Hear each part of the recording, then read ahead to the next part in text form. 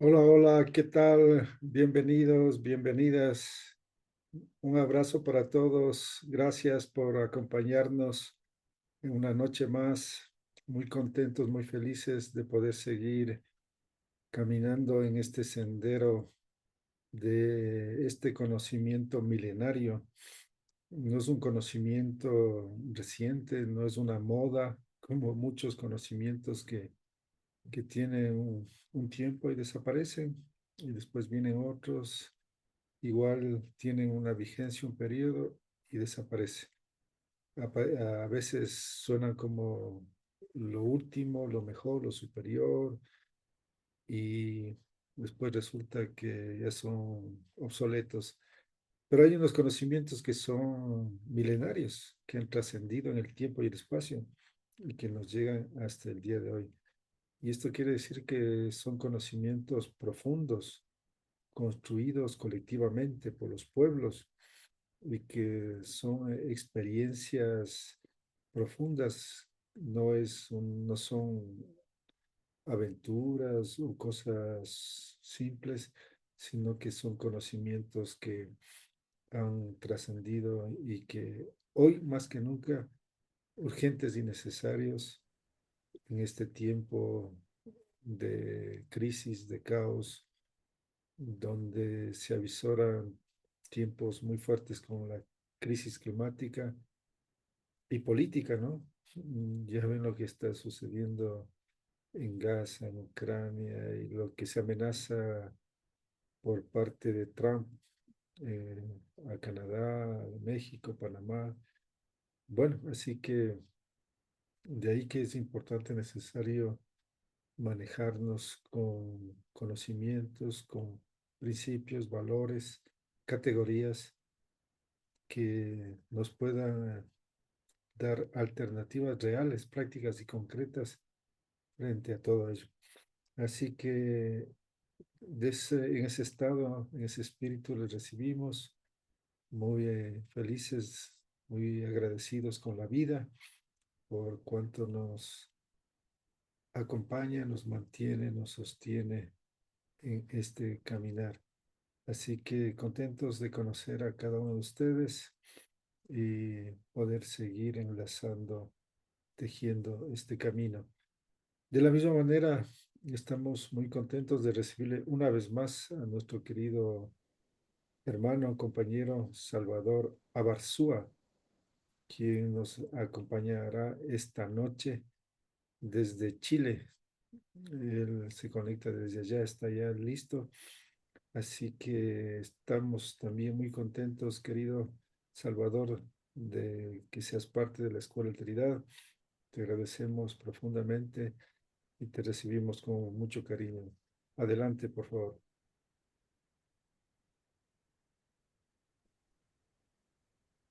Gracias, Atahualpa. Em, Agradecer primero esta invitación. Em, Siempre es importante conversar y reflexionar en torno a estos temas. Em, Como hemos conversado en otros contextos y en otros espacios también, hay un proceso en tensión, ¿no? En estos tiempos, entre la reignificación, ¿no? El volver a ser indígena, ¿no? Y por una parte, y por otro lado, la globalización y sus dinámicas bajo el mercado y bajo la globalización, ¿no? El capitalismo mundial integrado, diría un colega. Entonces, bueno, la presentación que yo les voy a comentar y que les voy a mostrar va en la línea de lo que hice la última vez, le agregué algunas cosas, espero no aburrir a nadie con lo que voy a hablar, que no solamente tiene un componente empírico y real de lo que he ido conociendo en el tiempo, em, tanto en la Amazonía como en la Sierra y también en el Wallmapu, acá en territorio mapuche, sino también es producto de la reflexión, ¿no? No es solamente mirar y observar o caminar, sino que también pensar en torno a lo que uno va encontrando en ese camino. Entonces hice un PowerPoint para facilitar un poco ese diálogo, ¿no? Em, Todavía no soy capaz de ponerme a escribir sobre estas temáticas. Algún día llegará el tiempo. em, pero bueno, espero que les sirva. ¿Ya? Me gustaría pedirles, sí, que mantengan las cámaras prendidas y pregunten, ¿ya? Para que nos veamos, para que estemos presentes, em, para que nos conozcamos, aunque sea desde esta dimensión más inmaterial. ¿Ya? Em, Eso, ¿ya? Entonces voy a compartir la presentación. Cuando alguien no entienda algo, puede preguntar con toda libertad, ¿ya? Em,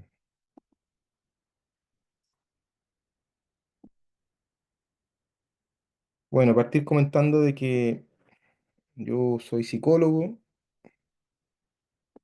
soy mapuche también, mestizo, mi madre es mapuche, y en esa crónica mestiza yo construyendo mi propio camino, y he tenido la suerte y la fortuna de caminar harto, la verdad.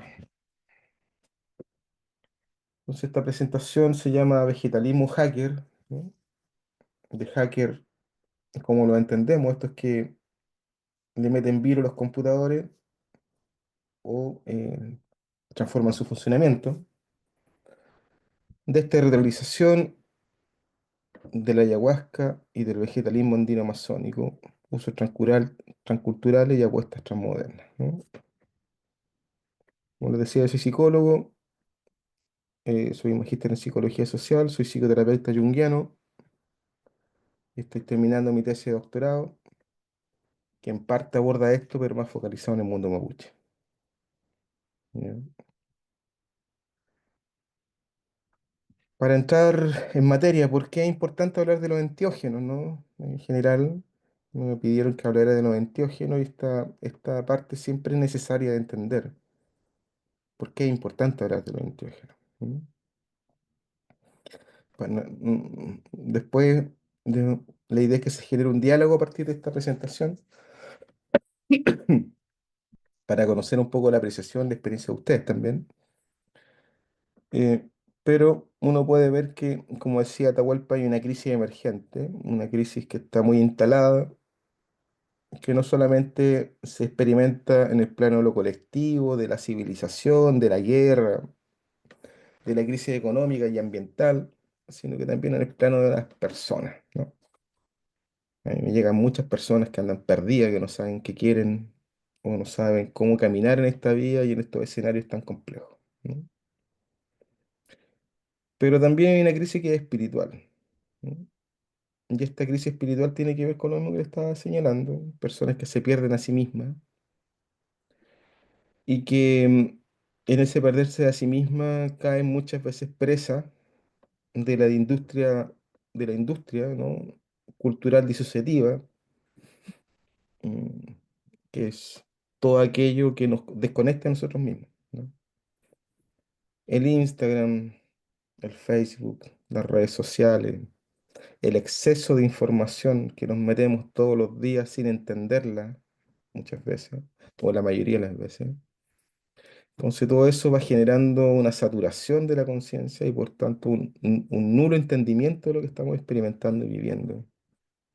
Y esto muchas veces se vive como crisis, como caos, ¿no? Y ahí hay que entender que tanto crisis como caos no son lo mismo. ¿Mm?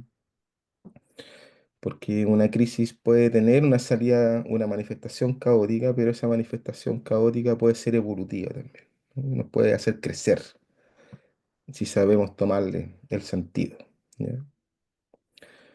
Por tanto, en esta crisis emergente es importante generar puentes o reconstruir puentes que se han ido cayendo producto de la modernidad y del sistema actual. El sistema actual es un sistema materialista, em, que tiende a omitir o a devaluar o desvalorizar los componentes espirituales y energéticos de la misma, aun cuando la misma física ha comprobado la existencia de esta otra dimensión no material. ¿Ya? Y finalmente están los peligros del libre mercado, que lo que han hecho es como mercantilizar con estos saberes, con estas herramientas, con estos conocimientos, y vamos a entrar también en esa dimensión. ¿Ya?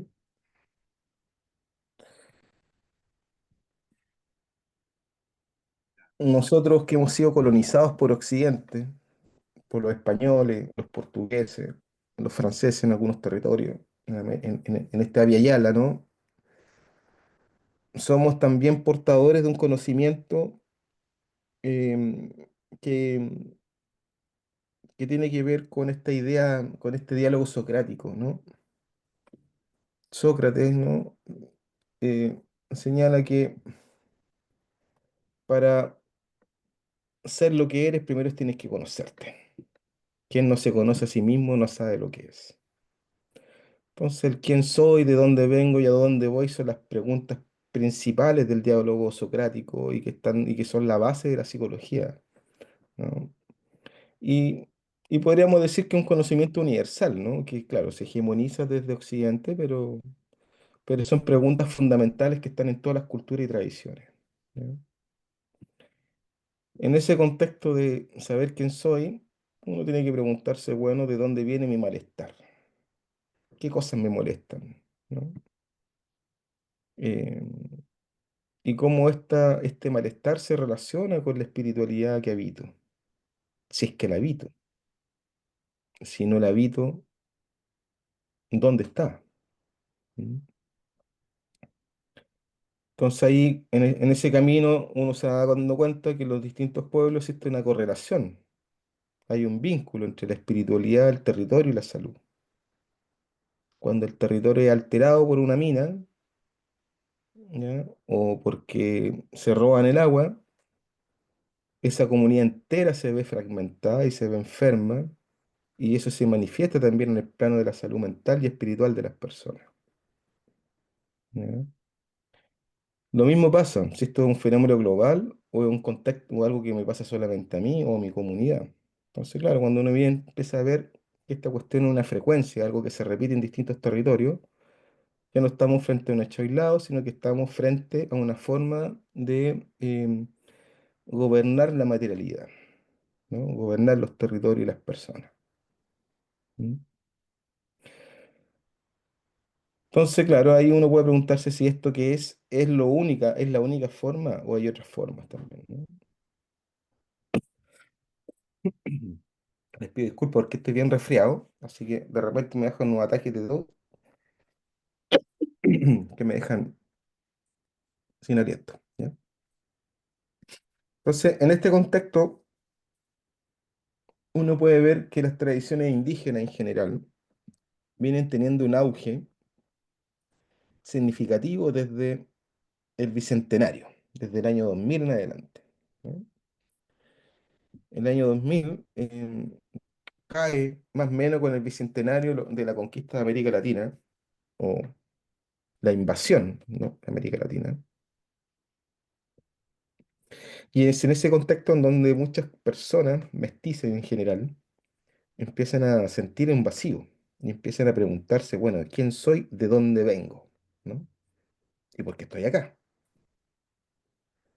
Es un tema que a mí también me pasó en su momento, ¿no? Y es lo que me lleva a definirme como mapuche en sí mismo, aun cuando todavía no aprendo a hablar en mapuzungo. ¿Ya? Hablo algunas cosas, pero no tengo un dialecto fluido, y eso es parte de la deuda que tengo que resolver con mis propios ancestros, con mi propia historia personal.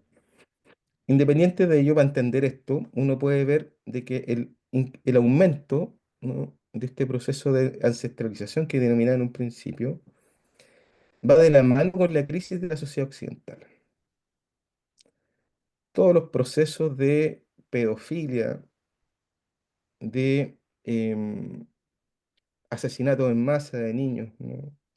descubiertos al interior de la Iglesia Católica generaba una crisis de Occidente. Y cuando hablamos de la crisis de Occidente, finalmente hablamos de la crisis de un imperio, ¿no? Occidente es un imperio. ¿no? Cuando uno mira el presente, uno ve tres grandes lotes, ¿no? Eh, Europa, Estados Unidos, China e India, Medio Oriente y Europa del Este, Rusia. Tres tradiciones totalmente distintas unas de la otra. En general en América Latina no tenemos idea, ¿no?, de lo que están pensando los chinos hoy día, menos los hindúes, y ni hablar de los rusos. Nos informamos en general por los medios de comunicación dominantes que son parte del síntoma de esta crisis de Occidente. Entonces, bueno, esta crisis de Occidente también se manifiesta, como les decía, en una búsqueda, ¿no? En una pregunta que se instala y que tiene que ver con de dónde soy, de dónde vengo. En ese contexto, en ese proceso de reinificación, de volver a la etnia, a lo étnico, es donde los enteógenos muchas veces aparecen como un vehículo o como un facilitador.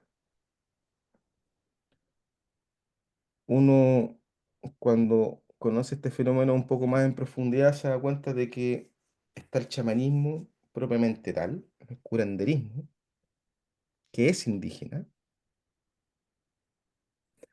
está la crónica mestiza, que no es indígena, pero quiere serlo, ¿ya? Que no es indígena, pero quiere serlo, y busca la forma, y busca los lenguajes, los símbolos, aun cuando muchas veces, o la mayoría de las veces, no los entiende, porque no conoce el significado de la palabra, ¿no? El quechua, por ejemplo, cada palabra tiene un universo simbólico y tiene que ver con el ordenamiento del cosmos, una política cósmica, ¿no? Lo mismo pasa con el Mapuzungún, con el Rapa Nui, ¿no?, etcétera, ¿no? Con el Shipibo. Entonces, claro, si yo me acerco al mundo indígena desde el Winkasungún, como dirían los peñis, ¿no?, desde la palabra castellana, no voy a entender la profundidad de la espiritualidad. Mi aproximación y mi conocimiento va a ser limitado. Entonces, claro, ahí es donde aparecen los enteógenos como un vehículo que facilitan ese conocimiento, que sigue siendo limitado, que sigue siendo un conocimiento aproximado, no total, ¿ya? Entonces, en ese sentido, cuando uno se pregunta qué son los enteógenos, bueno, son todas las sustancias de origen vegetal, fúngico, sintético, ¿no?, que inducen estados modificados de conciencia y que pueden ser utilizados en términos con fines espirituales, con fines terapéuticos o rituales en diversas culturas, ¿no? La palabra enteógeno proviene del griego enteos, que tiene que ver con Dios dentro, y genestai, que significa generar, ¿no? Por tanto, estas sustancias lo que inducen son procesos o experiencias místicas, visionarias o de una profunda conexión con lo sagrado, con lo real. ¿Mm?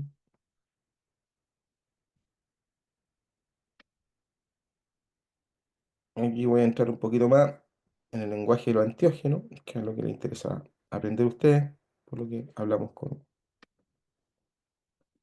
eh, se me olvidó el nombre, con Atahualpa, perdón, ¿no? Y lo más común hoy día, por ejemplo, acá en Chile, está la psilocibina, que es un hongo que tiene un origen bien diverso, ¿no? Eh, Asia, Oriente, América Central, especialmente el mundo mazoteco, por ejemplo, los niñitos utilizados por María Sabina y muchos curanderos hasta el presente, ¿no? Eh, eh, Han tenido una proliferación tanto en la investigación como en distintos ámbitos del conocimiento bastante interesante en el último tiempo. Acá en Chile, por ejemplo, se va a despenalizar el uso de psilocibina, sería una práctica regulada por la ley y por un reglamento que sacará el Ministerio de Salud a partir de junio de este año, ¿ya? Ya después podríamos hablar sobre eso si a alguien le interesa, pero a lo que voy con esto es que los estados están tratando de regular estas materias porque hay muchos vacíos. Otro enteógeno de excelencia es la ayahuasca, ¿no? Que está muy presente en toda la Amazonía y que es la suma de dos plantas, ¿no? La Banisteriopsis capi, ¿no? Y la Chicotria viridis, ¿no? La chacruna y la ayahuasca, ¿no? Una enredadera y un arbusto, y que están presentes en pueblos amazónicos como el Chipí, Huachánica, Quichua, entre muchos otros, ¿no? Pero también están presentes en iglesias, ¿no? En Brasil, por ejemplo, está el Santo Daime, la Unión de Vegetal, la Barquiña, ¿no? Son tres iglesias de corte fundamentalista, de tipo evangelista, parecida al mundo mormón incluso, podríamos decir, que utiliza la ayahuasca en sus ceremonias, en sus rituales. Bien conservadora, ¿no? Trompista y bolsonarista, diría incluso, ¿no? Lo cual es contradictorio, pero bueno, parte del escenario. Otra planta, otro de los enteógenos muy conocidos, el peyote, ¿no? Que es un cactus que se da en México y al sur de Estados Unidos, que es muy común encontrar en el mundo huichol, huicharrica, ¿no? Como también en el mundo nativo americano. ¿Mm? Acá, por esta zona, tenemos el San Pedro, la Guachuma, ¿no? La Chinopsis pachanui, que es propio de los Andes y que es muy parecido, ¿no?, al peyote. Tiene el mismo principio activo, de hecho, que es la mescalina, y que está muy presente en las culturas tradicionales andinas, ¿no? La sierra y el desierto, ¿no?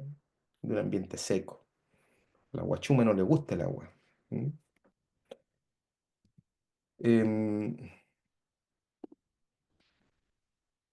por otro lado, tenemos algo que es relativamente nuevo, el bufo alvarius, que es un sapito que está en el desierto de Sonora, pero también está presente en algunos lugares de la Amazonía, ¿ya?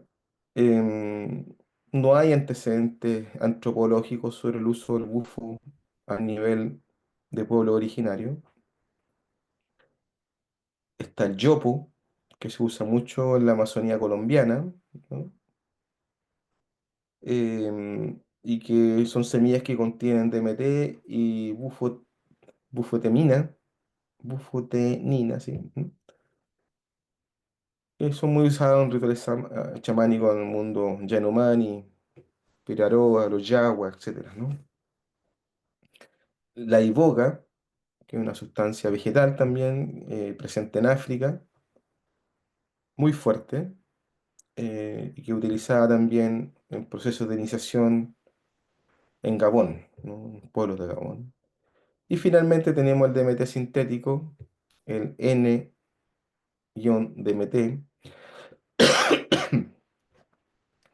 que es producida y procesada en laboratorio y se puede procesar incluso en la casa a partir de una planta muy común que es la hiponema, difusa, algo así, no me acuerdo exactamente el nombre.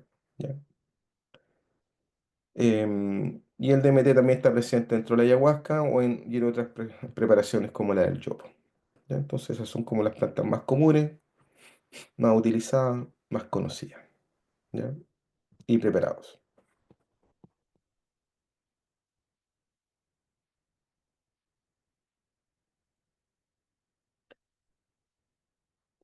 ¿Cómo podríamos definir estos usos culturales y contextuales? ¿No? Uno podría observar que por una parte hay un uso milenario que está situado dentro de un contexto ritual, y contexto ritual que muchas veces busca la curación de las personas y de las comunidades, ¿ya? Pero también la conexión espiritual y la transmisión del conocimiento, el marirí. ¿no? Que es algo que se ve habitualmente en el mundo amazónico de la selva, y en donde el curandero transmite su saber, su conocimiento acumulado por el tiempo, a partir del uso de las plantas, a su aprendiz, ¿no?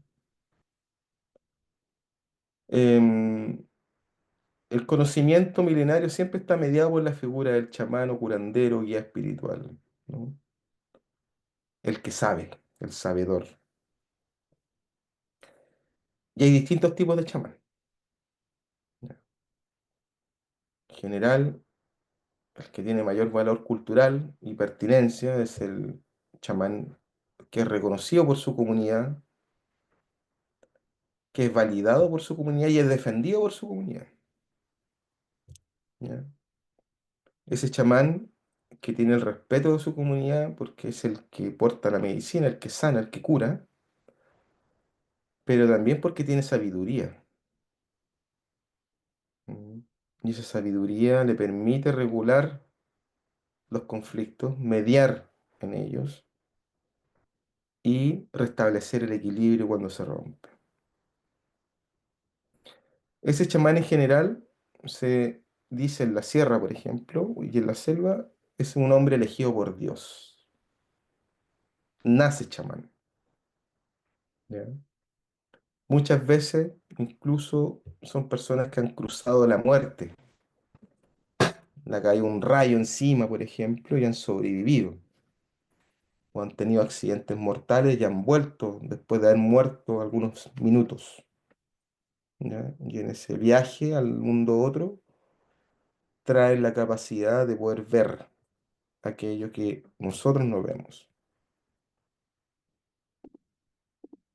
¿Va? ¿Ya? Ese es un tipo de chamán que es el menos común. No podría decir de que uno de cada 100 tiene ese conocimiento. ¿Ya? Em, Hoy el uso de los enteógenos se ha extendido e integrado en los movimientos terapéuticos. Como les comentaba, la psilocibina va a ser regulada por el Ministerio de Salud acá en Chile y seguramente de ahí en adelante va a ser regulada en otros países de América. En Estados Unidos ya ha sido regulada en 4 estados, en Oregon, ahí no me acuerdo el otro. en- Son 4 estados que hasta el momento está regulada y está permitida su uso terapéutico. Y bueno, la proliferación de los estudios científicos y los usos espirituales en Occidente ha ido cada vez más increciendo. Em, Hay desafíos gigantes en términos éticos y culturales y básicamente estos se reducen a dos: la apropiación económica y cultural. ¿Qué significa la apropiación económica y cultural? Significa despojar a los pueblos de su conocimiento y hacer un mal uso de estos. ¿Mm?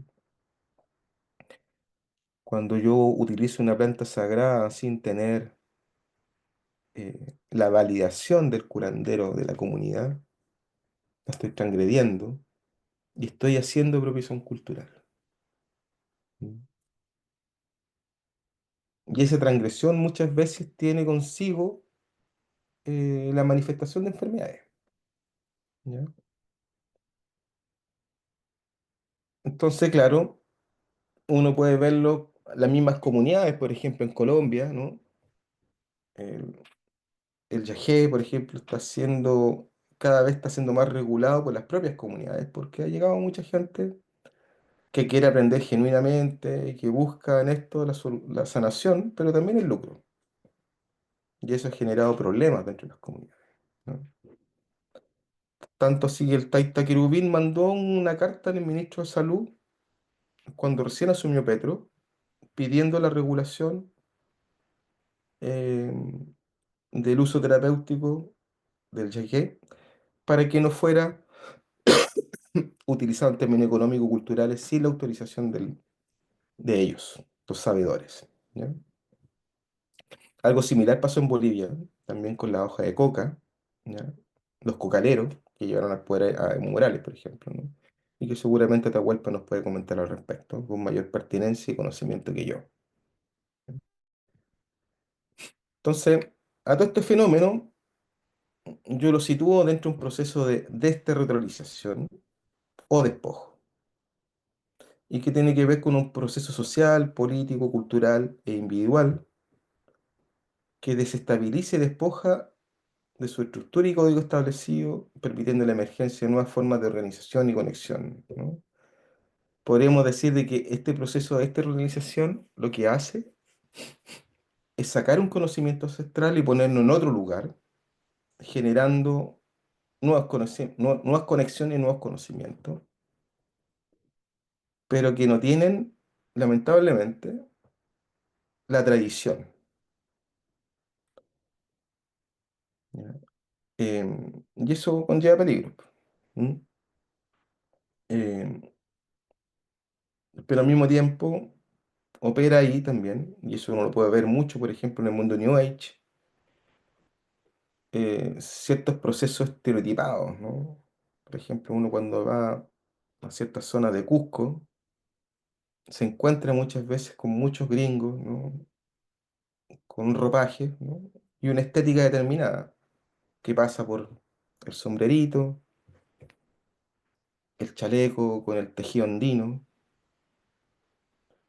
eh, la utilización de la mesa incluso, andina, eh, pero en su mayoría, en su inmensa mayoría, no conocen más allá de eso, ¿ya?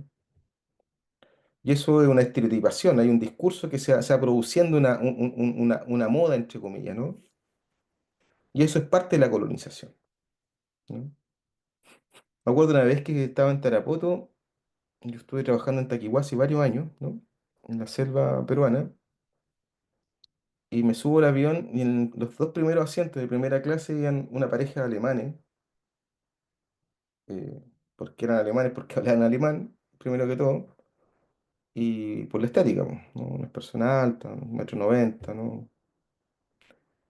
Eh, ojos claros, tez blanca, y que estaban vestidos de chipío, ¿no? Estaban con sus trajes bordados de chipío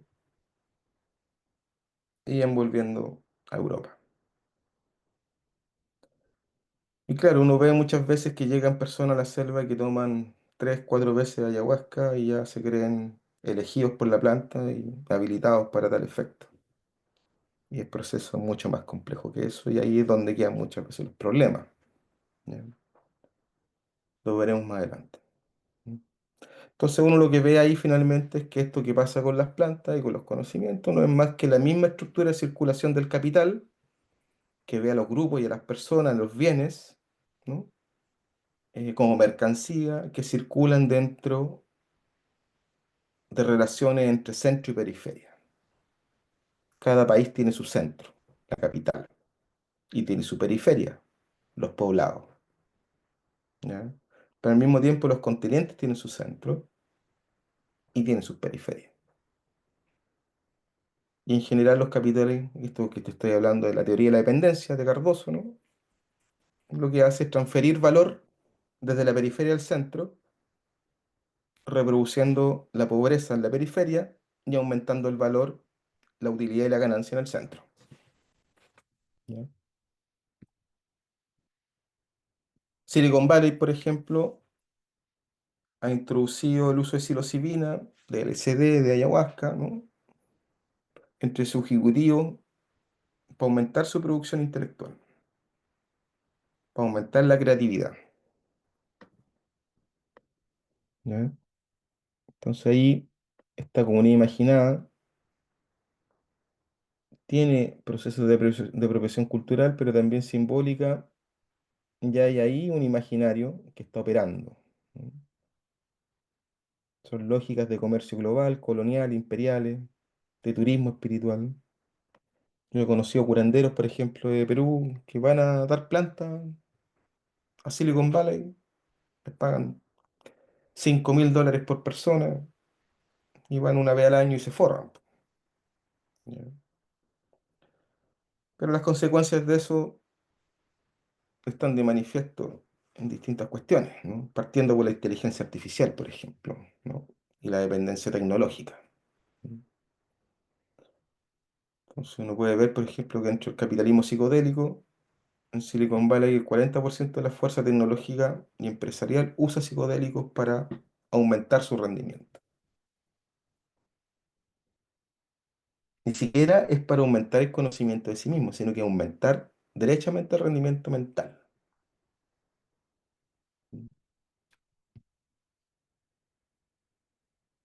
Acá algunas fotos de algunas páginas, por ejemplo, donde se promueve el turismo espiritual, ¿no? Y acá, por ejemplo, la imagen de acá arriba, uno puede ver, ¿no? Un mapa de cómo circula la ayahuasca, por ejemplo, y si uno se da cuenta ahí, básicamente son países de Europa y Israel, ¿ya? Estados Unidos. Es el circuito de circulación de la ayahuasca en el mundial. La fuente de esta información es ICERS, que es la página que está abajo, quienes defienden el uso tradicional de la ayahuasca, pero al mismo tiempo son parte del mismo circuito y hay una contradicción que se manifiesta en distintas instituciones que tratan de defender, pero de una u otra forma son parte del mismo problema, ¿ya? Y es súper difícil, ¿no? Caer en esa contradicción, ¿ya? Es muy difícil no caer en esa contradicción. Chacruna, por ejemplo, de Vía Labate, una investigadora brasileña también, radicada en Estados Unidos, también tiene esta plataforma, que es una plataforma que busca entregar información y promover el uso a conciencia de las plantas, ¿no? Etcétera. ¿No? Pero también hay riesgo peligro, ¿no? Ya. Em, Ahí está Olivia Arévalo, una curandera indígena chipío-conibo, y que fue asesinada por un estudiante de chamanismo, ¿ya? Creo que era italiano o español. ¿Ya? El Víctor, por ejemplo, que este chico italiano que también fue, eh, lo mataron a puñetazo y arrojado al río, ¿no? Después de una ceremonia con plantas. O estos rusos, por ejemplo, esta es una pareja ruso-ucraniana que está en un centro de Yurimawa que se llama Don Mundo, y en donde ellos empezaron a tomar plantas por fuera de la supervisión del curandero y empezaron a hacer mezclas, ¿no? De hongos con ayahuasca, con tabaco, con rapé, que el tipo entra en un brote psicótico y termina descuartizando a la mujer, ¿ya? Y todo lo que hizo implica, ¿no?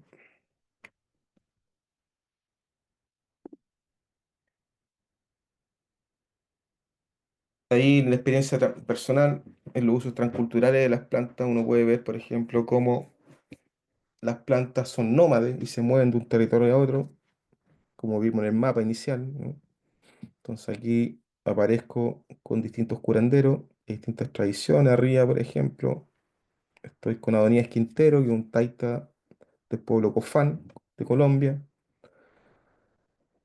Acá abajo, con polera verde, estoy con la austera Rosa Gioy, que lamentablemente ya partió de esta materialidad, una gran curandera y médico, investigadora, creadora de Taquihuasi. Abajo con el equipo de Taquihuasi también está Jack Mavit, Jaipe Torres, que son dos curanderos que trabajan ahí, fundadores también. Y Aquilino Chujandama, que fue mi maestro también y que también falleció hace poco tiempo, eh, en Chasuta, ¿no? Todos ellos en general desplegaban su conocimiento y también viajaban mucho compartiendo su medicina, ¿ya? Que es parte del fenómeno actual, ¿no? Entonces uno puede, en mi caso, por ejemplo, en este chamanismo transcultural, yo veo flujos, síntesis culturales, movimientos que son multisituados, que no son estáticos, que están ahí, como en la vida, de allá para acá, ¿ya? Entonces uno puede pensar que estamos en un proceso de transición, de cambio, ¿no? viendo estos datos reales, ¿no? Que no son imaginación, sino que es lo que hay, y que tiene que ver con los procesos de desarrollo, ¿no? Eh, Tiene que ver con la llegada de los aeropuertos, de las carreteras, tiene que ver con los tratados de libre comercio, tiene que ver con la globalización del capital, ¿no? Pero también tiene que ver con un fenómeno que se manifiesta en el ámbito de la salud, y es que los sistemas médicos actuales no son capaces de responder a las necesidades de las personas. ¿Y por qué no son capaces de responder a las necesidades de las personas? Porque son parte del problema. Las farmacéuticas tienen secuestrada al mundo médico, ¿ya? Las empresas farmacéuticas son remedio y veneno al mismo tiempo. Y eso es parte del problema del presente. Pero también asociado con eso hay una crisis ambiental y hay un proceso de transición que tiene que ver con la crisis ambiental, ¿no? A la búsqueda de un paradigma biocéntrico, en donde el ser humano no esté por sobre la naturaleza, sino que sea un igual con la naturaleza y con las demás especies. Y ese paradigma crítico uno lo puede ver en la ecología política, ¿no? Y en general, usted siempre que va a ver un curandero que sea validado por su comunidad, también va a haber un líder de protección del medio ambiente, ¿ya? Va a haber una persona que defiende el territorio, porque no se puede disociar una cosa de la otra, ¿no? Entonces, esto nos lleva a ver que en este cambio de paradigma hay que ver más allá del modelo biomédico y entrar también en este conocimiento, pero eso genera también tensiones que no están resueltas y límites que tienen que ser conversados al interior de las comunidades para ver qué se puede y qué no se puede o no se debe hacer. ¿Mm? Para ver de qué forma no solamente las plantas se incorporan, sino que también las tecnologías terapéuticas a los procesos de curación de las enfermedades, ¿ya? Por ejemplo, las purgas o las bañas de planta. ¿Cómo un hospital las puede integrar dentro de su abanico de respuestas frente a la enfermedad? Los temazcales, por ejemplo, ¿no? O los saunas, etcétera, ¿no? Pero también hay que entender que el espacio ceremonial siempre es un espacio transversal. Es un espacio horizontal en donde la verticalidad se diluye, ¿ya? La primera imagen, por ejemplo, muestra un guillatún, ¿no? En donde están los peñis y la mien haciendo Gigi-pun alrededor del rehue, que es una antena cósmica, ¿ya? Que conecta el mundo este con el mundo otro. Que es algo parecido a lo que pasa en el temazcal y en el fuego del temazcal, que también es una antena cósmica, por donde baja Huacantanga, ¿no? O el Gran Espíritu. De la misma forma, en una ceremonia de ayahuasca, esta foto de abajo de Taquihuasi, por ejemplo, ahí el curandero tiene una silla más alta, pero no porque esté por sobre el otro, sino porque está cagado de la espalda, tiene el lumbago y está viejo, entonces le ponen una silla, pero están todos sentados de la misma, en el mismo horizonte, ¿no? ¿Ya?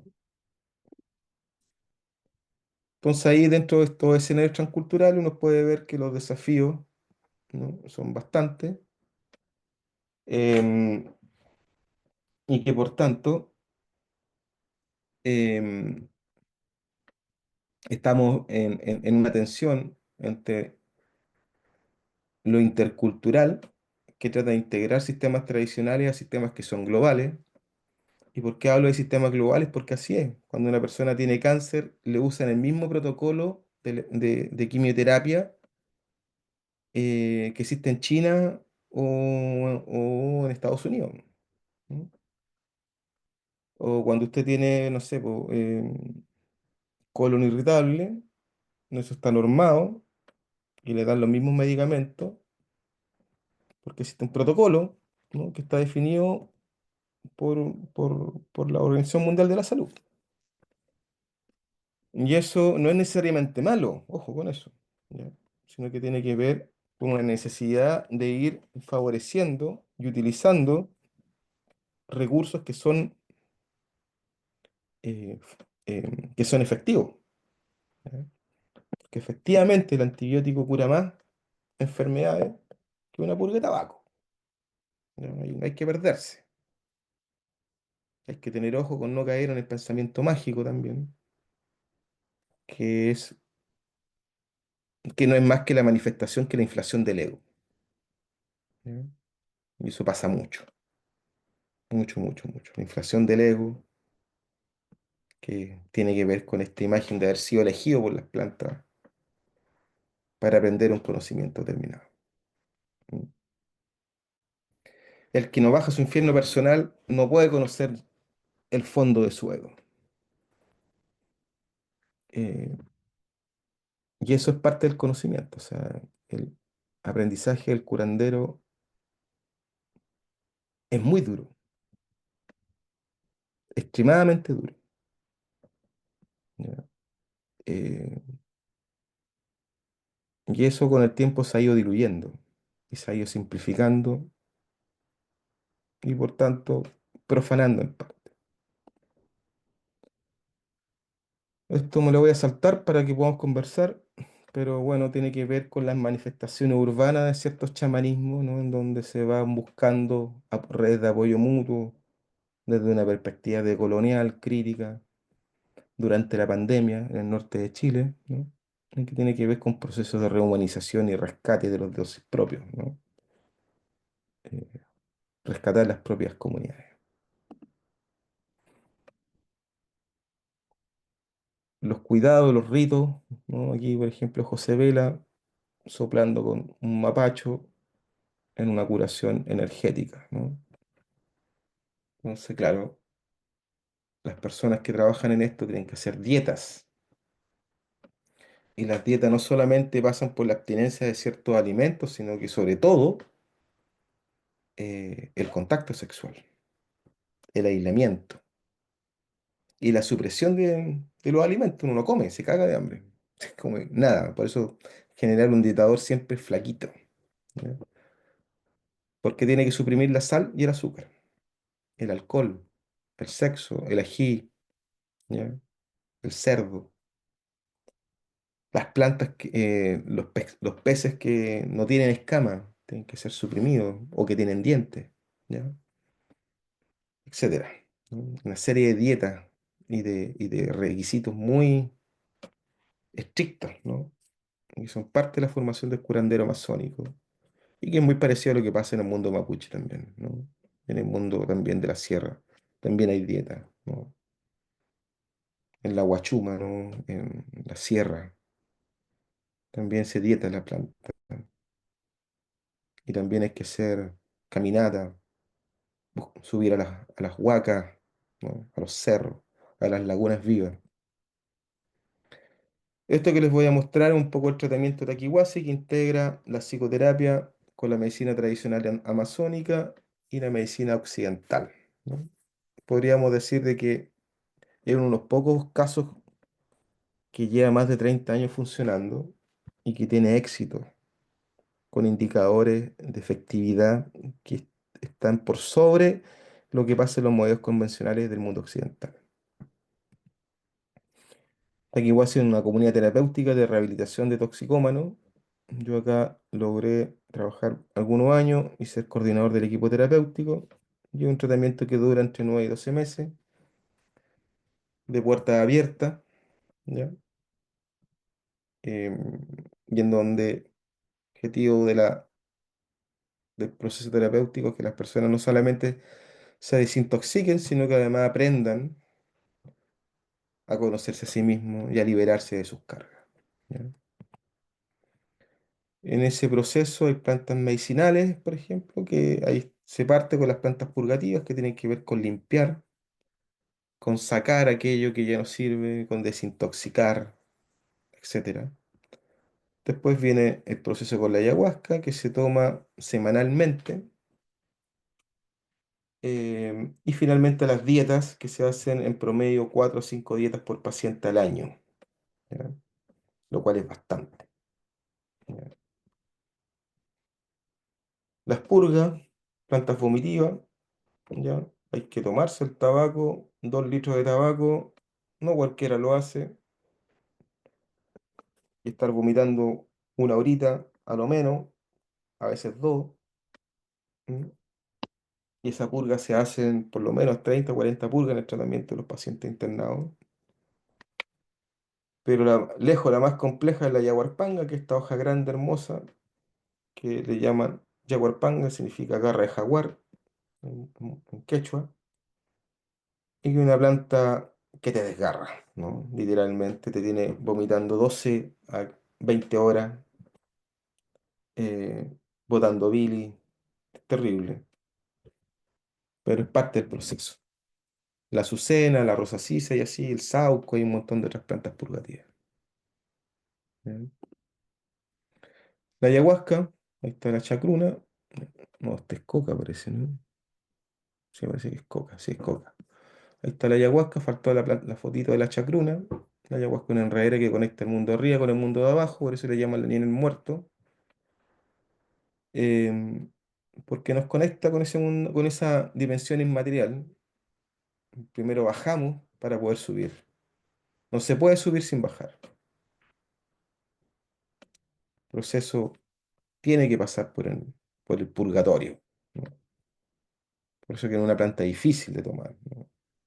De sostener. Hay que dietarla también para poder compartirla. ¿Qué significa dietarla? Tomarla por lo menos, mínimo, 10 veces en 10 días, en régimen de aislamiento y soledad, ¿ya? Y con una postdieta que en general son 2 a 3 meses, en los cuales no puedes comer azúcar, no puedes tener relaciones sexuales y tienes que mantener cierta lejanía del ruido, no puedes usar perfume, ni jabón, ni desodorante, ni pasta de dientes, ¿ya? Y pueden comerse alimentos reducidos, ¿no? Ensalada, fruta, pero nada dulce, nada que tenga azúcar. El San Pedro, el canelo, el floripondio, otobuey, todas plantas maestras de nuestra América, de nuestra Via Yala. Tabaco está presente desde la Patagonia hasta Canadá, ya, en todos los pueblos. El canelo austral, que es una planta muy fuerte también, una planta que tiene un espíritu que se usa para limpiar y para equilibrar energéticamente, ya sea en infusión, ¿no? O en baño.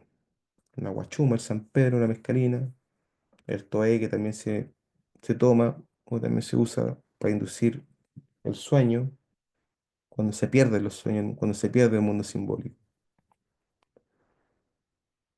¿Ya? Entonces, ¿por qué hablo de hackers? ¿Por qué hablo de las plantas como hackers en este contexto? Porque nos permiten hackear la conciencia, ¿no? Son hackers de la conciencia que operan como una herramienta que altera temporalmente los patrones de pensamiento y de las emociones. Y esta alteración del pensamiento, la percepción, ¿no? Nos permite ir a otros lugares desconocidos, nos permiten generar nuevas conexiones neuronales, nos permiten reorganizar el pensamiento, pero sobre todo permiten diluir el ego, ¿ya?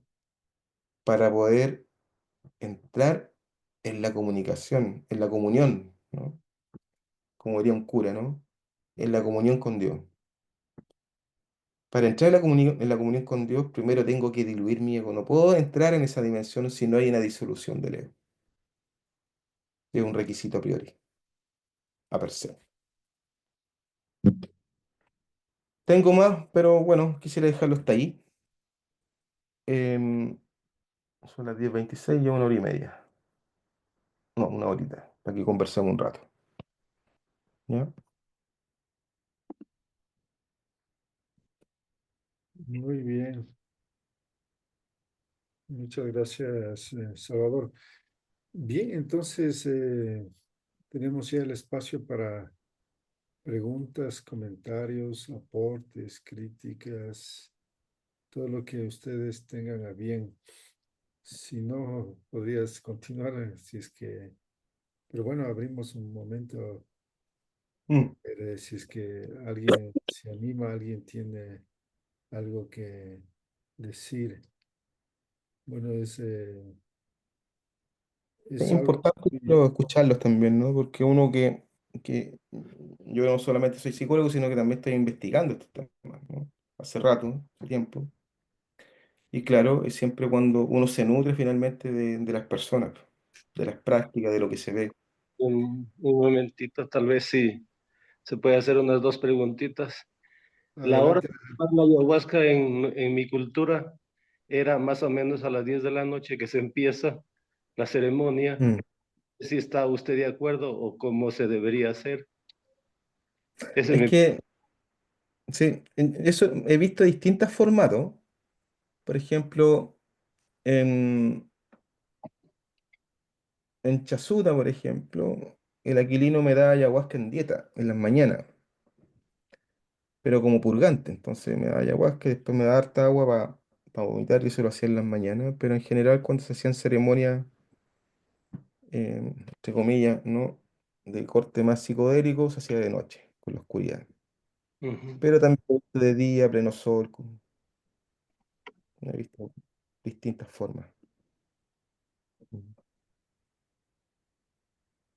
Lo Pero, que sucede es que yo nunca había visto tomar ayahuasca de día, claro, como purgante está bien, pero es porque, como usted sabe, ayahuasca quiere decir supay o haya, que es sombra. Entonces, porque al tomar ayahuasca, así sea para purga, se ve los espíritus, se ve los encantos. Entonces, por eso es que no es muy recomendable tomar mm, de día, porque la persona se puede volver loca. Entonces, porque no hay quien lo controle y tiene que estar el terapeuta ahí, el chamán, el curandero o el sabio, para que mm, le controle al que está tomando la ayahuasca. Ajá. Ese es mi aporte, mi estimado. sí, muchas gracias, Bien, muchas gracias. gracias. Pablo, ¿qué tal?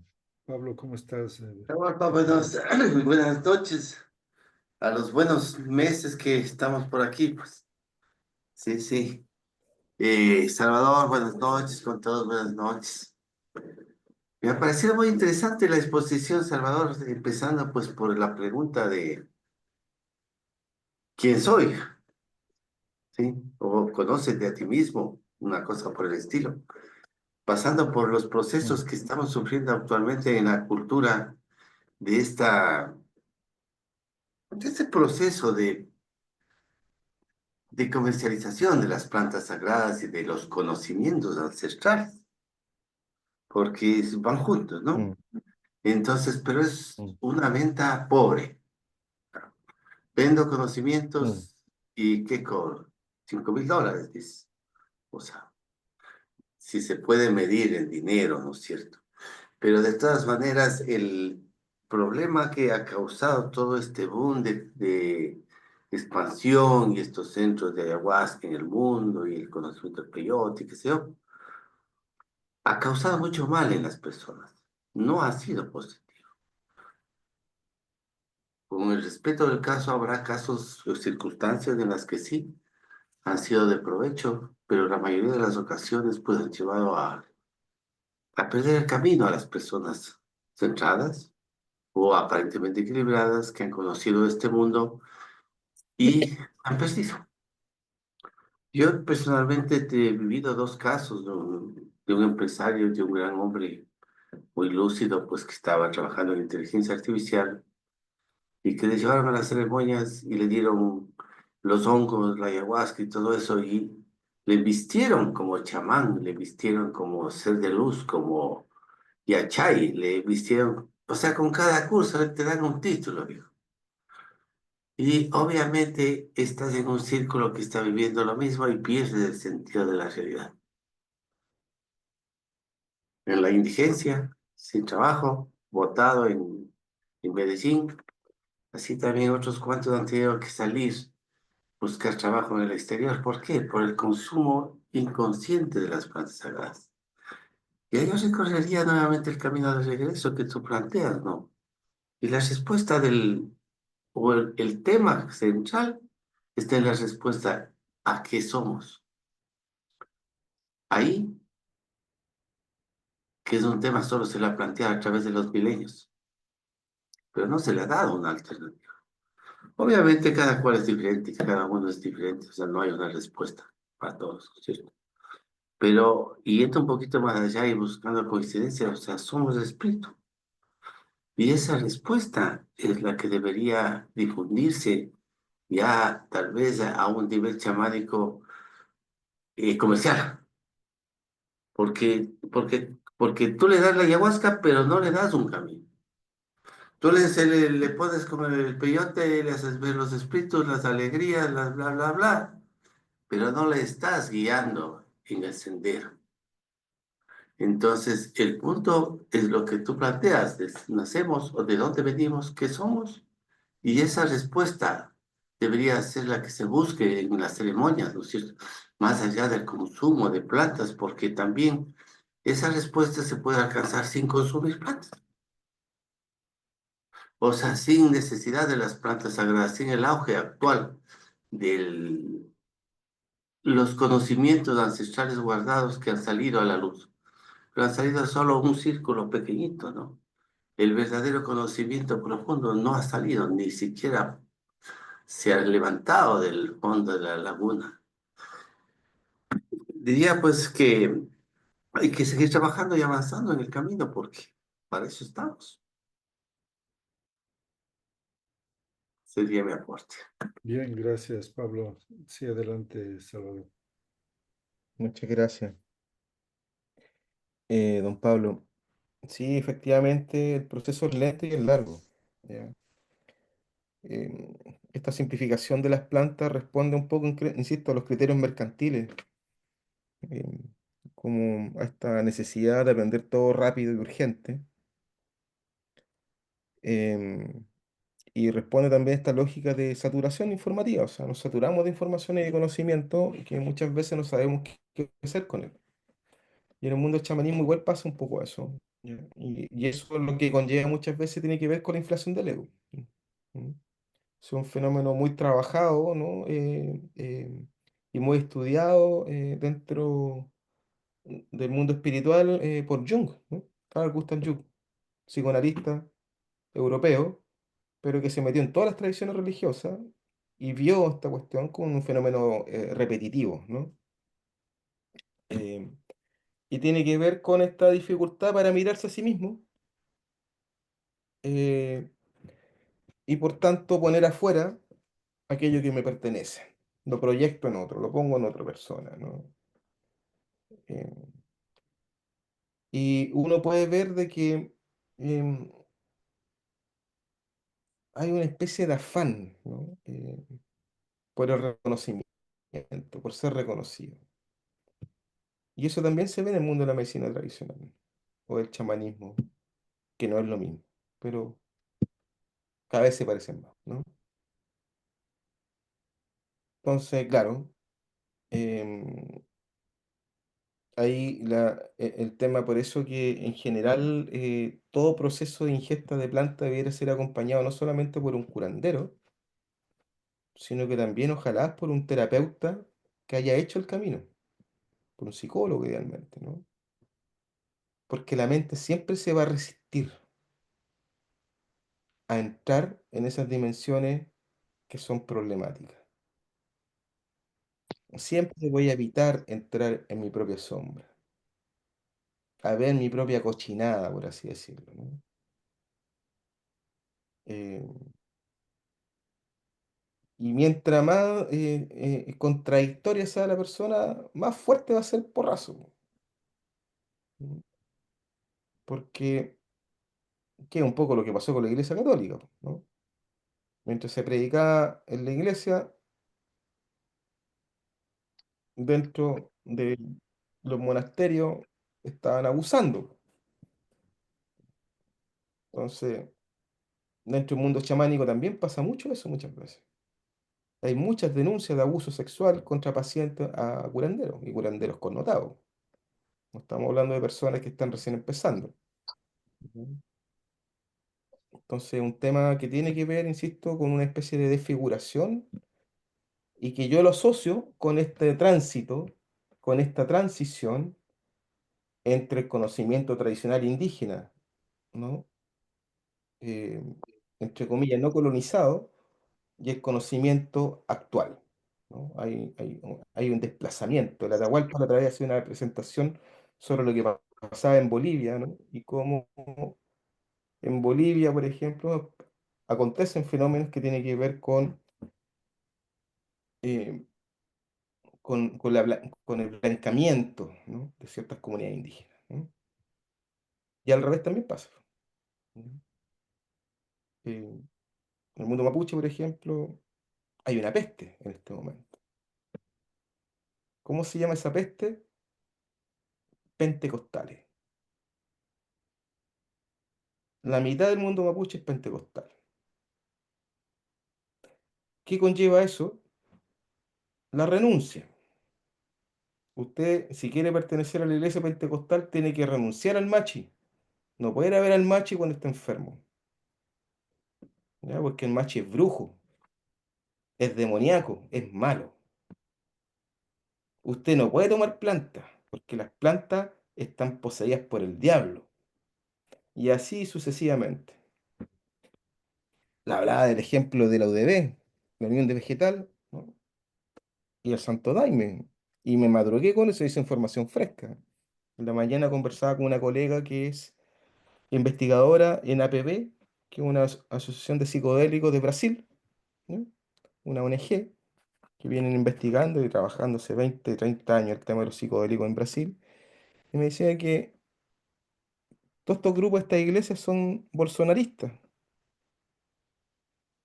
o sea, son ultra conservadoras, ¿no? Y la UDB, por ejemplo, puede compartir ayahuasca, una persona del Santo Daime puede andar en Brasil con ayahuasca en la mochila, pero si la policía pilla a un indígena, se lo llevan preso por narcotráfico. Mire la barbaridad que estamos hablando. ¿Mm? Bolsonaro que quemó la mitad de la Amazonía, ¿no?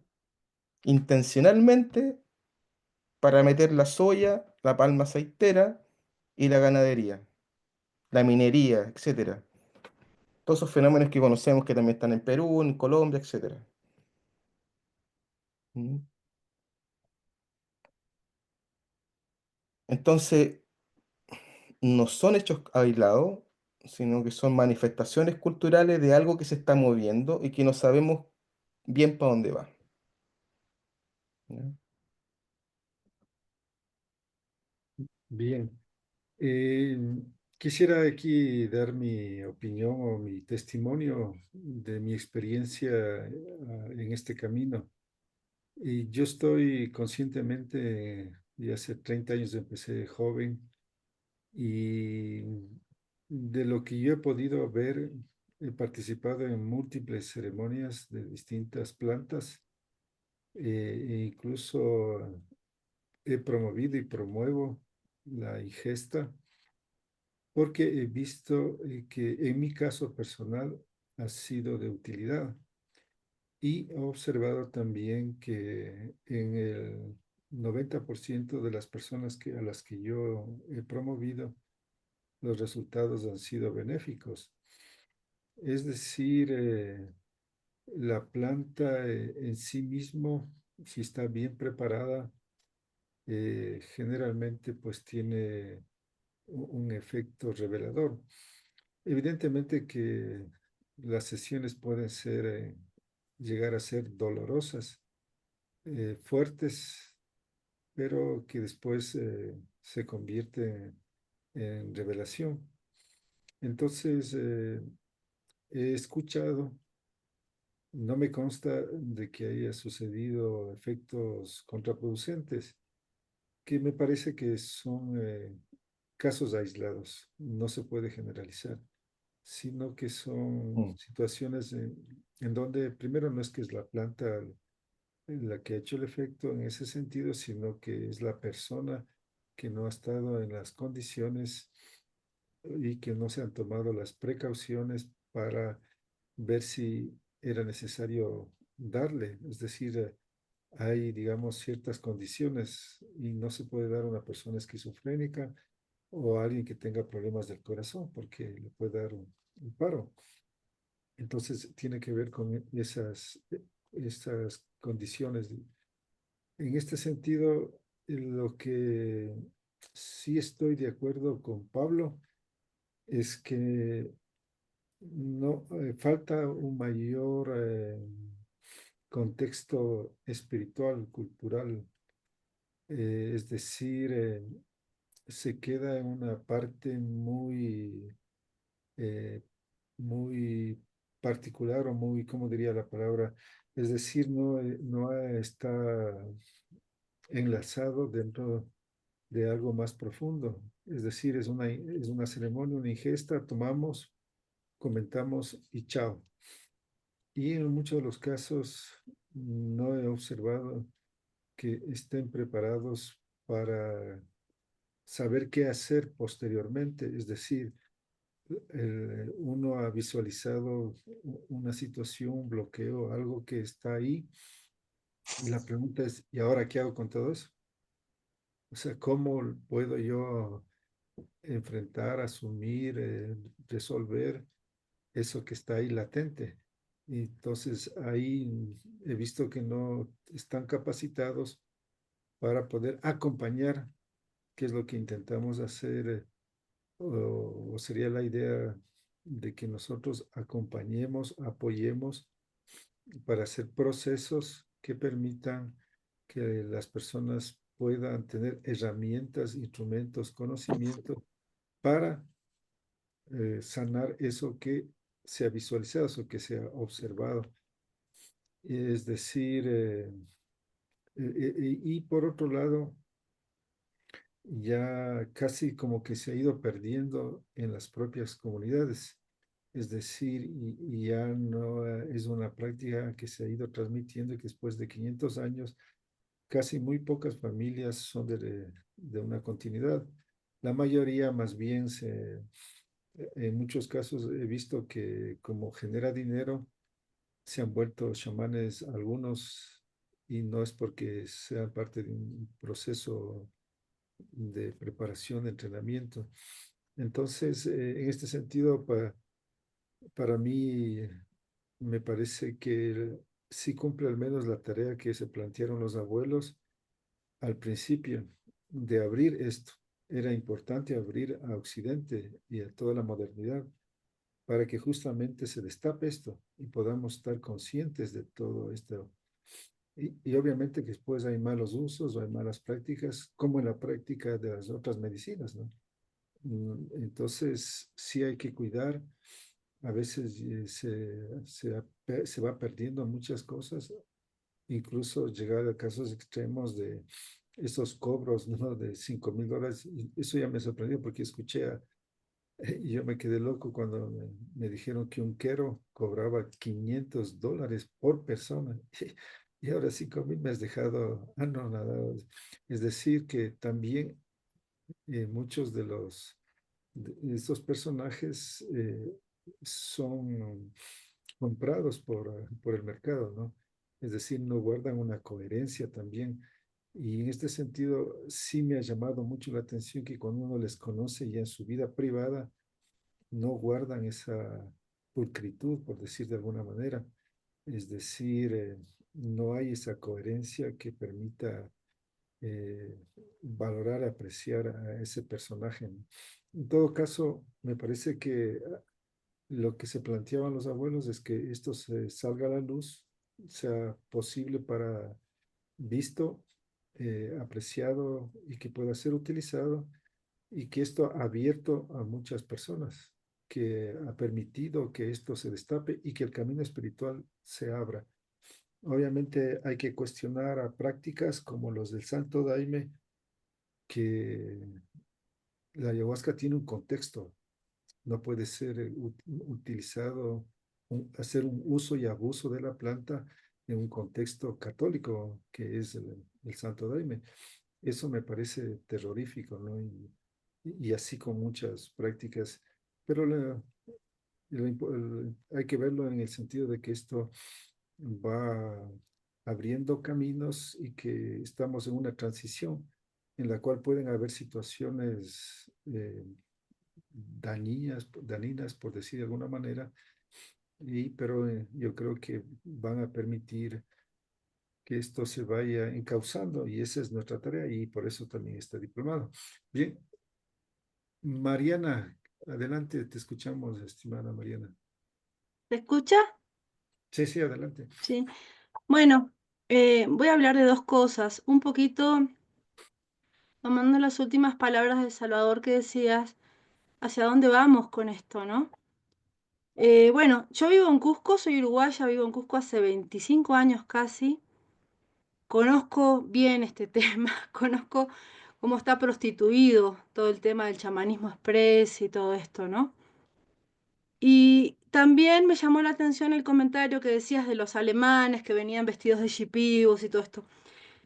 En realidad, después del 2020, con esta programación de desconexión, de distanciamiento con el otro, y ahora con el contexto de la inteligencia artificial, que da diagnósticos médicos y que los médicos tienen que obedecer y meter en un sistema todo un tratamiento médico, se vuelve más despersonalizado todavía la atención.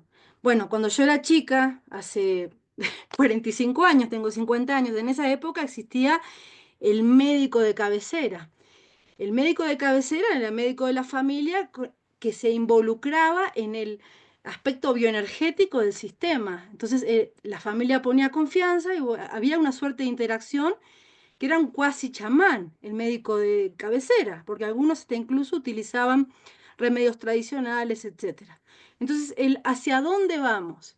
Es que el ser humano necesita el contacto, el mirar a los ojos, la confianza que te expresa el terapeuta, el curandero. De hecho, en estudios que a mí misma me lo han hecho, yo soy docente también, se me ha hecho un estudio de ponerme sensores mientras yo hacía sanación energética y cómo el paciente se alinea en la coherencia cardíaca y en todo con el campo áurico del propio terapeuta. Y esto se traslada también al que sirve el ayahuasca. Entonces, en esta búsqueda de la gente que viene de Europa, estos lugares donde está tan despersonalizado todo, se busca también una especie de contacto humano. ¿Sí? Se buscan llaves o caminos. También hay todo esto del ego, del narcisismo, todo esto que es bien aprovechado, ¿no? Pero, y bueno, y ver esto, este manejo, bueno, lo que me he especializado sí es en el tema de la higiene energética, y lo he visto porque he atendido a mucha gente antes de ayahuasca, después de ayahuasca, y también he atendido a chamanes, algunos de ellos que han terminado con cáncer en los huesos, por ejemplo, por no llevar una higiene energética. Entonces, el contexto es que en esto que viene, la gente se hace chamán express porque siente el llamado de la planta, hay una falta de disciplina en la higiene energética, en el manejo de un grupo, en los mundos que se tejen, porque no es lo mismo un nativo que te dé el ayahuasca, que sabe tejer los mundos y moverse en los dos planos, a que venga una persona y piense que te da la planta y está listo. En realidad, si vemos el tema sistémico, hasta la propia conciencia y trabajo del terapeuta va a influir en cómo esa ceremonia se desenvuelva y en las fuerzas que ahí se desarrollen. Entonces, ¿hacia dónde vamos? Vamos a que si no se pone en orden este caos, va a ser un desmadre, porque hay, como te digo, gente que se hace chamán de una semana para la otra. Ese es el aporte que quería hacer, ¿no? El tema de la inteligencia artificial va a terminar muy mal con la humanidad en cuanto al tema de la salud y todo esto. Bueno, gracias por escucharme, ¿sí? Muchas gracias, Mariana. Sí, es interesante las experiencias, ¿no? ¿Qué es ustedes lo que son sus puntos de vista? ¿Qué tal, Grover? Adelante, te escuchamos.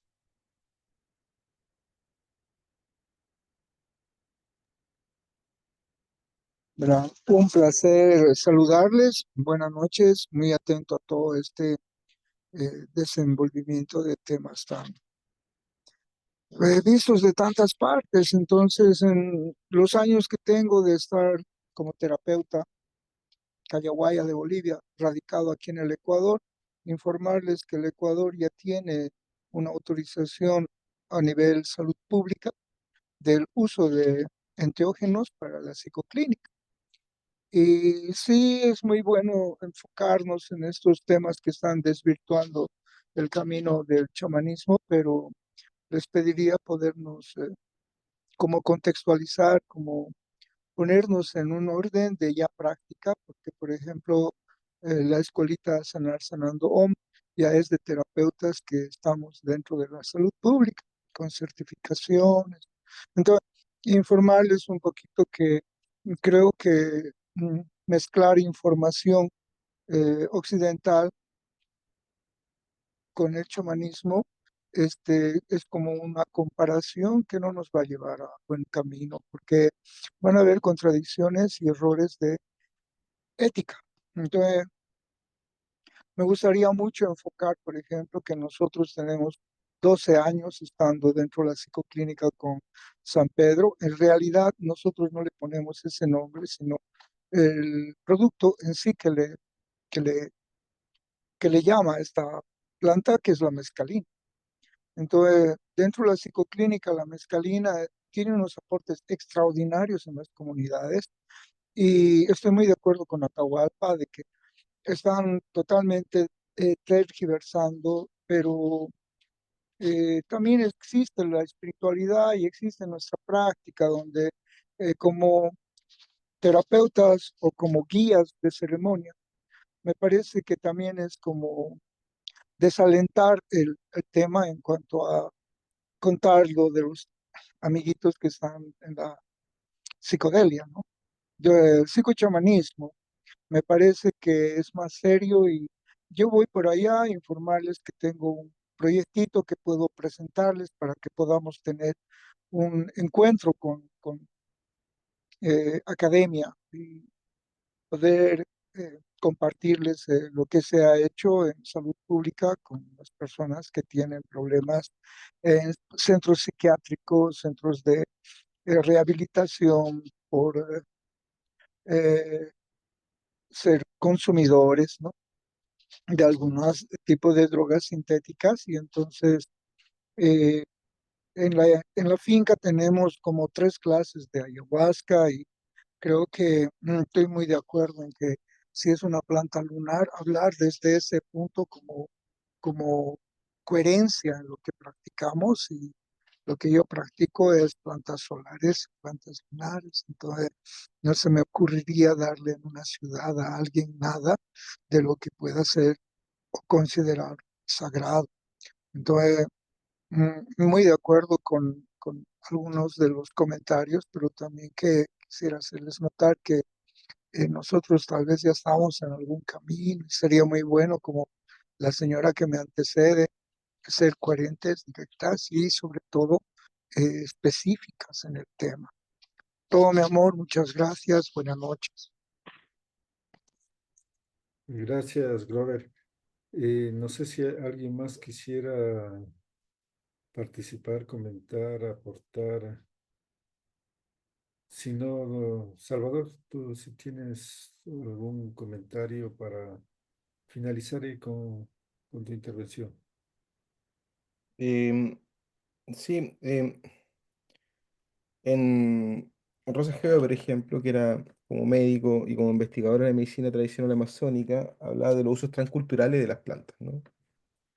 Y cuando hablaba de lo transcultural, se refería básicamente a este nomadismo de las plantas, en donde las mismas plantas son utilizadas de distintas formas o de forma similar en distintos contextos, ¿ya? Siempre hay buenas prácticas y malas prácticas, eso pasa en toda disciplina, ¿no?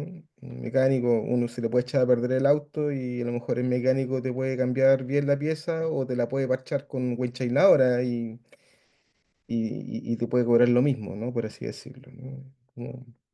Entonces, lo que yo doy cuenta en la presentación no tiene que ver con una totalidad, sino que con una lectura fenomenológica, ¿no? De cuestiones que uno observa y en donde es importante rescatar las buenas prácticas también, porque no alcancé a verla, que me gustaría abordarle en la próxima sesión cuando sea pertinente, y que tiene que ver con aquellos centros que tienen reconocimiento y que tienen un reconocimiento y una validación justamente porque hacen bien las cosas, po, ¿ya? Y en eso también está el uso comunitario, porque los usos comunitarios uno tiene que distinguirlos de los usos institucionales, ¿ya? General, los usos institucionales tienen que ver con corporaciones, ONG, que tienen un financiamiento y que tienen un fin, ya sea preservar, mantener, promover, etcétera, ciertos usos. En cambio, los usos comunitarios escapan a esa lógica y tienen que ver con la tradición, con la conservación de ciertas tradiciones, ¿ya? Por ejemplo, la salud intercultural, que se ha escrito mucho sobre salud intercultural, ¿no? Y la integración, por ejemplo, de ciertos pueblos indígenas o de ciertos curanderos dentro de los sistemas tradicionales estatales de salud. Hay avances, pero no podemos negar de que el médico sigue siendo una autoridad en relación al curandero, ¿ya? El curandero no es visto como un igual al médico en el sistema estatal, ¿no? Por lo menos yo no lo he visto en ninguna parte. Sigue operando de una u otra forma el racismo y la colonialidad del conocimiento en relación al curandero o al sabedor, ¿no?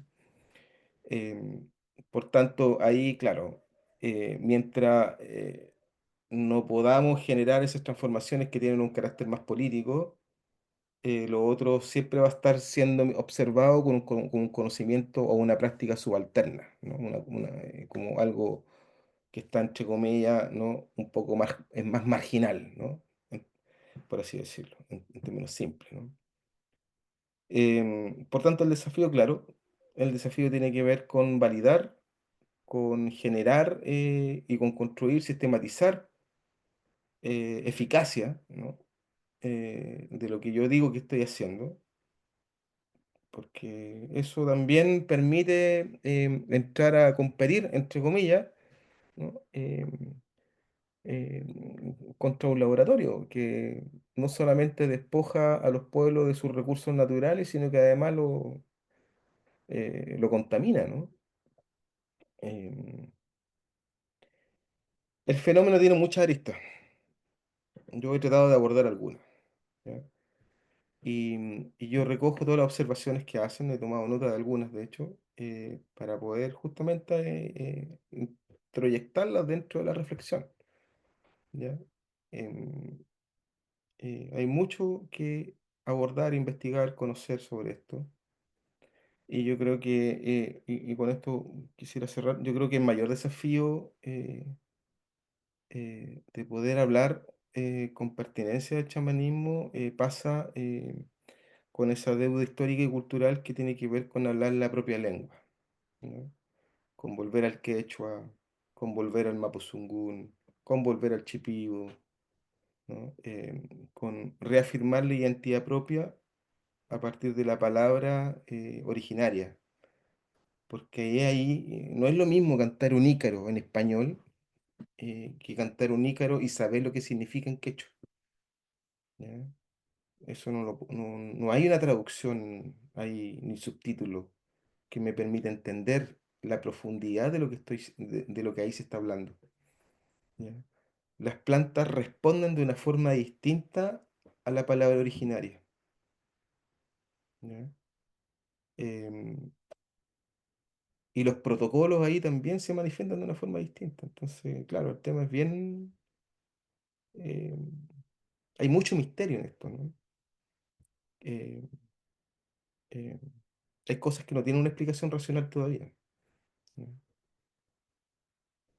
Eso, eh, muchas gracias por esta oportunidad y te lo agradezco de vuelta la posibilidad de Gracias, seguir trabajando Salvador. con esto.